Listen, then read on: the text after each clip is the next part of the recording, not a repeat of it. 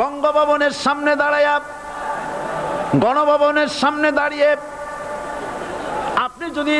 কালেমার জিকির করতে থাকেন, লা ইলাহা ইল্লাল্লাহ, লা ইলাহা ইল্লাল্লাহ, লা ইলাহা ইল্লাল্লাহ, লা ইলাহা ইল্লাল্লাহ, 2-1 ঘন্টা 2-4 ঘন্টা দেখবেন অফিসাররা এসে বলবে, না জানি কোন খাজা বাবা আসছে, আসেন আসেন, নিয়ে খাইতে দেবে, হাদিয়া দেবে। যেহেতু যিনি পড়তেছেন উনি বোঝেন না কি বলতেছেন, আর যারা দাওয়াত দিয়ে নিয়ে গেল ওরা টের পায় নাই যে কি কি শুনে দাওয়াত দিতেছে। কিন্তু আপনি যদি বঙ্গভবন, গণভবন, সেক্রেটারিয়েট আর পার্লামেন্ট